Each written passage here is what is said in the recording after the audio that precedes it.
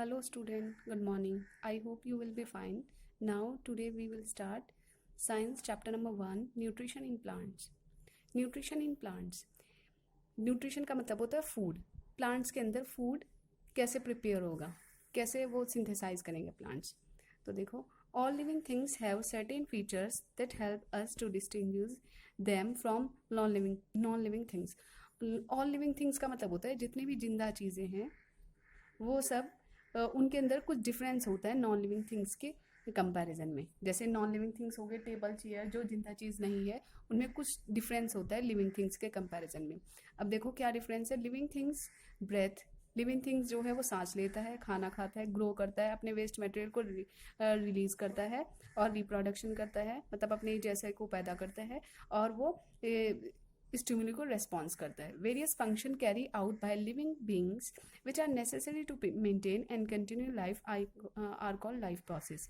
देखो, जितने भी हमारी बॉडी के अंदर फंक्शन परफॉर्म किए जाते हैं जो हमारी लाइफ को कंटिन्यू मेंटेन करते हैं उसको बोलते हैं लाइफ प्रोसेस. अब देखिए न्यूट्रिशन. न्यूट्रिशन का मतलब होता है फूड.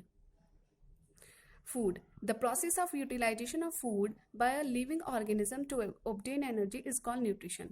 Nutrition का मतलब होता है फूड, कि जो भी हमारा जो फूड है जो इसको लिविंग ऑर्गेनिज्म को चाहिए उसका यूटिलाइज करता है, उसका यूज करता है, उससे क्या मिलेगी उसको एनर्जी, तो उसको बोलते हैं nutrition. Organisms need energy to perform various activities. Organism का मतलब होता है प्लांट्स और एनिमल्स. तो लेकिन हम यहाँ पे प्लांट्स के बारे में पढ़ रहे हैं. तो प्लांट्स को क्या चाहिए, एनर्जी चाहिए जिससे कि वो अपनी बॉडी के फंक्शन को परफॉर्म कर सके, जो भी उसके अंदर एक्टिविटीज होती हैं.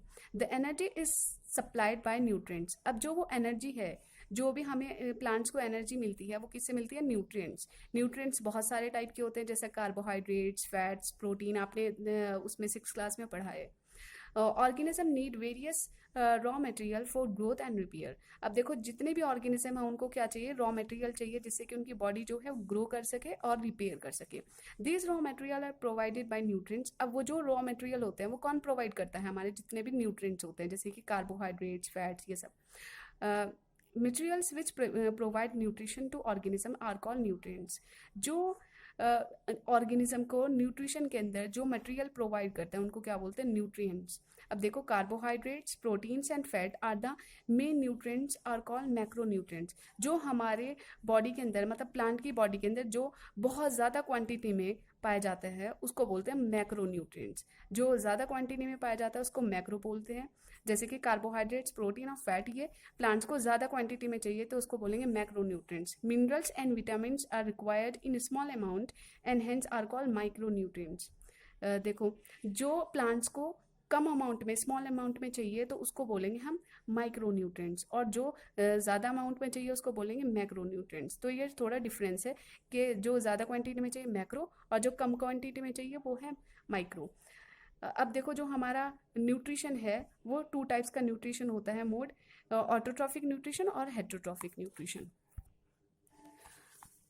Autotrophic nutrition. ऑटोट्रॉफिक न्यूट्रिशन का मतलब होता है कि जो अपना खाना खुद सिंथेसाइज करता है, खुद बनाता है. The mode of nutrition in which an organism prepare on food is called autotrophic nutrition. जो ऑर्गेनिज्म अपना खाना खुद बना लेते हैं, प्रिपेयर ऑन फूड, अपने आप ही खुद प्रिपेयर कर लेते हैं जो ऑर्गेनिज्म अपना फूड, उसको बोलते हैं ऑटोट्रॉफिक न्यूट्रिशन. अब जितने भी हमारे ग्रीन प्लांट्स है, ब्लू ग्रीन एल्गी है, follow the autotrophic mode of nutrition. वो जितने भी ग्रीन प्लांट्स है, ब्लू ग्रीन एल्गी है, वो सब क्या है, ऑटोट्रॉफिक मोड ऑफ न्यूट्रिशन है. क्यों? क्योंकि वो अपना खाना खुद सिंथेसाइज करते हैं. फोटोसिंथेसिस.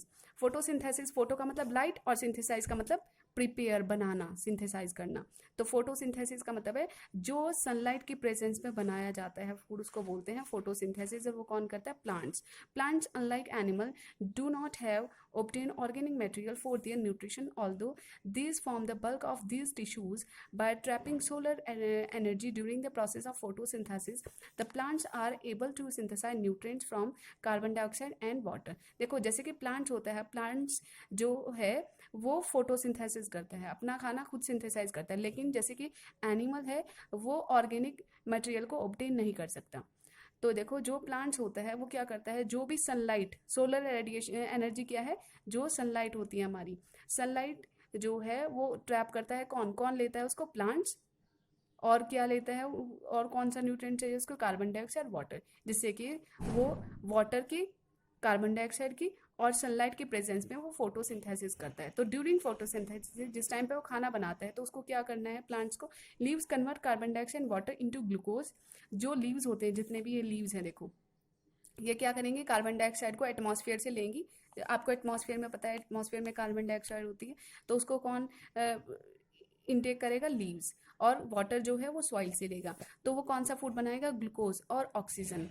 जो ऑक्सीजन रिलीज करते हैं, आपको पता है कि जो प्लांट्स है वो क्या रिलीज करते हैं, ऑक्सीजन, जो कि हम इनहेल करते हैं in the presence of sunlight. लेकिन इस प्रोसेस को फोटोसिंथेसिस करने के लिए किस चीज़ की रिक्वायरमेंट होगी, सनलाइट की। तो देखो अब ये रिएक्शन होती है प्लांट्स की बॉडी के अंदर जब वो फूड सिंथेसाइज करता है, जब वो खाना बनाता है, carbon dioxide plus water. Carbon dioxide atmosphere से लेगा, वाटर सनलाइट सॉइल से लेगा, और सनलाइट सनलाइट कहाँ से लेगा, वो सन से।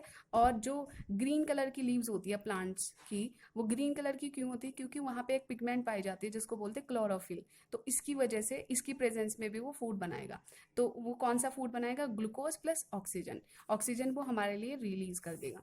The oxygen produce during this process is release into the atmosphere while the sugar is converted into starch and stored in plants। देखो जो ऑक्सीजन होती है, प्लांट्स देखो ऑक्सीजन बना रहे हैं, लास्ट में प्रोडक्ट जो निकल रहा है तो वो एटमॉस्फेयर पे रिलीज कर देगा, और जो शुगर है वो किस में कन्वर्ट कर देगा, स्टार्च में, जो प्लांट्स का स्टोर्ड फूड होता है।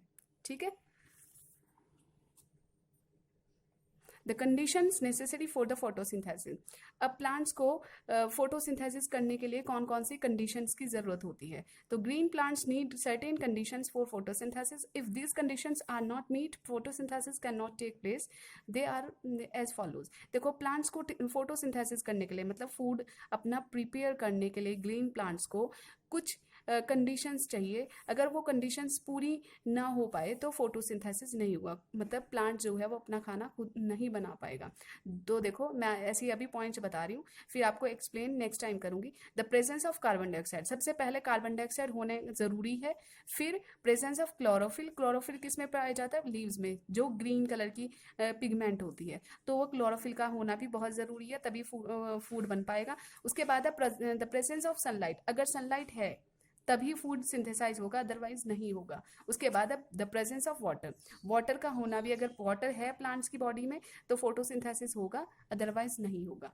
तो देखो आपको याद रखना है कि फोटोसिंथेसिस के लिए प्लांट्स की कौन कौन सी कंडीशंस नेसेसरी है। The presence of carbon dioxide, carbon dioxide का होना जरूरी है, क्लोरोफिल पिगमेंट का होना जरूरी है, सनलाइट का प्रेजेंस होना जरूरी है, और यहाँ तक कि वाटर का प्रेजेंस होना जरूरी है। तो 4 कंडीशंस होती हैं। I hope you will be understand, और आगे बाद में एक्सप्लेन करूंगी।